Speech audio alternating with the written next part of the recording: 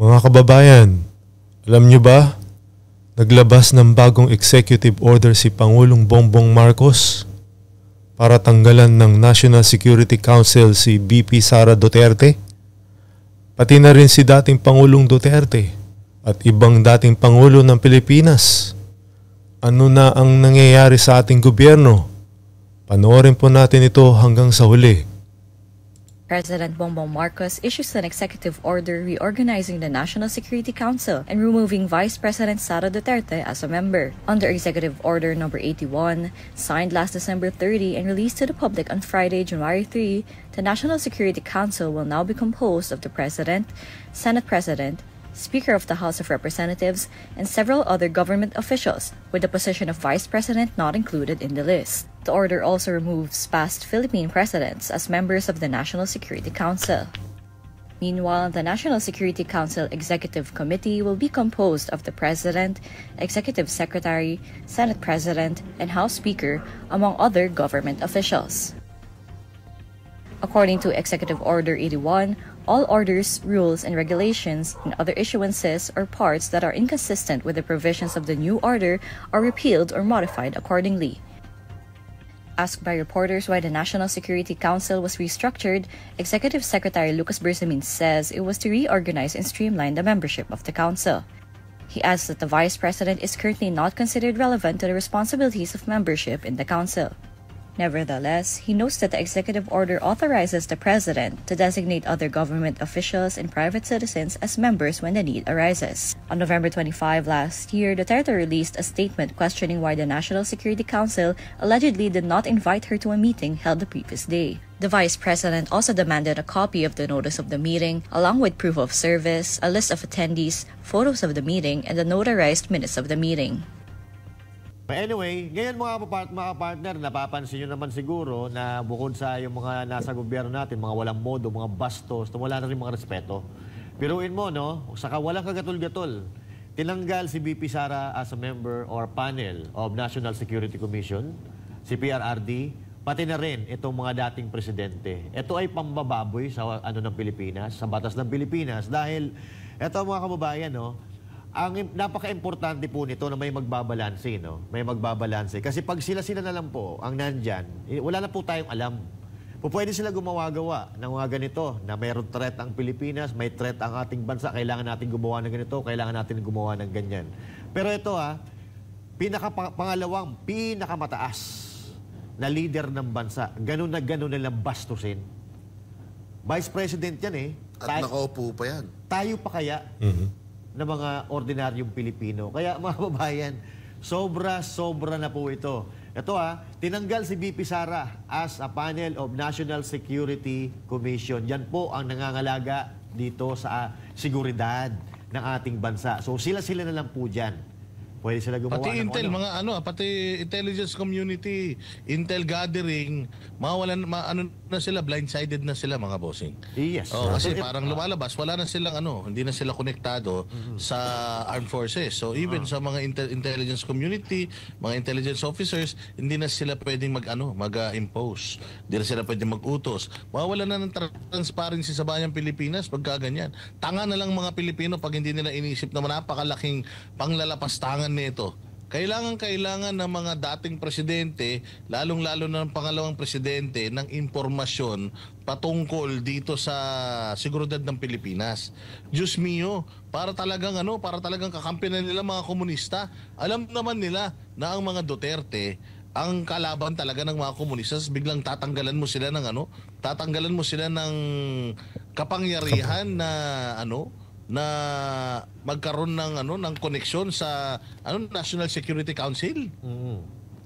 Sobra to mga bossing. Oo, kasi even retired generals, dapat may mga information pa din yan sa intelligence sa community.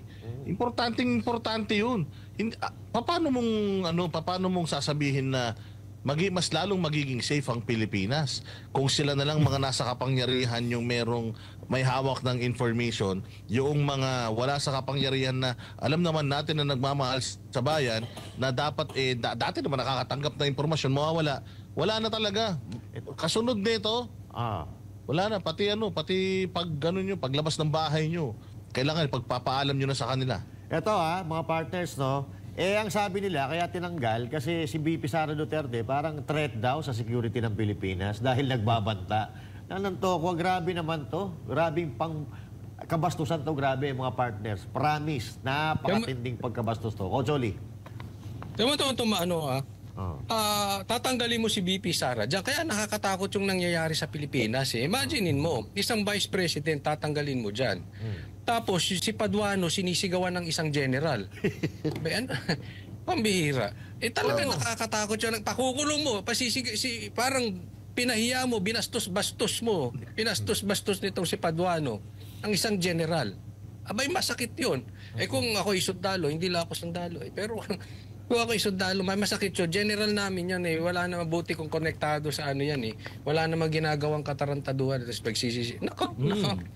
Loko-loko si Sara di gaganunin nyo. Kaya nga loko-loko talaga, Coach Oli, mantakin mo Si Inday Sara, lumalaban sa insurhensya, lumalaban sa makakaliwa. Ginagamit yung kanyang pondo para ang itong mga makakaliwa hindi makapang-recruit ng mga estudyante mula mo sa elementarya hanggang high school, hanggang kolehiyo. Tapos tatanggalan mo siya. Anong karapatan ni Bongbong Marcos? Alam naman natin itong mokong na to, hindi naman to kahit kailan na-involved sa paglaban sa insurhensya.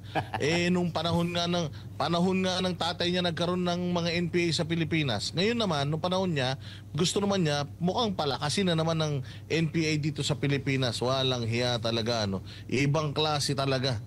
Sagad sa laman ang kahayupan talaga, Coach Oli. Boss Dada, binanggit-banggit mo pa yan si Marcos. Kita mo nagpapahinga. Huwag nyo istorbo. Maistorbo Nakaupong presidente. Siya pumirma niyan He is clueless. Wala siyang alam sa nangyayari dito sa Pilipinas. Yung sabi mong, tama ka Wala siyang experience sa paglaban dyan sa mga yan.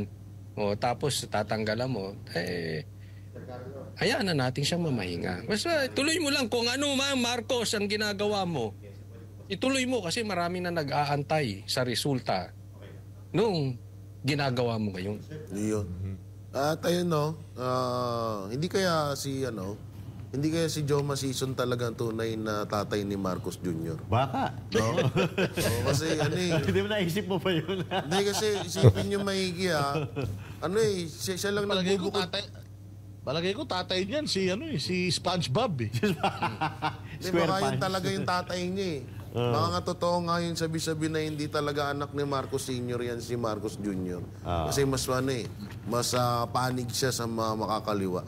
Tsaka ito, speaking of sinasabi nilang threat daw, si VP Sara sa bansa natin. Sino ba yung threat? Tingnan nyo nga yung presidente, gustong magkagera dito sa Pilipinas. Lalong ginagalit ang China para lang lalong iniinis ang China. Sino yung nyo na threat? Yan nga yung umubos sa mga makakaliwa dito na simula nung sumampa or naging presidente, etong si Marcos Jr. nagbalikan tong mga makakaliwa na to. Yan ang tunay na threat dyan. Kasi isipin nyo maigi, isang NPA iko-contempt ang isang attorney. Isang NPA iko-contempt ang isang general na hinahayaan ng leader natin ngayon. Kaya may tuturing talaga na anak ni Joma Sison tong si Marcos Jr. Grabe ka naman kay Tito Bongbong ko. Ikaw talaga, So, yan po ang ating balita ngayon, mga kababayan. Wag lang masasabi nyo dito sa balitang ito. Mag-comment lang po at mag-like and share, subscribe sa ating YouTube channel. Maraming salamat po.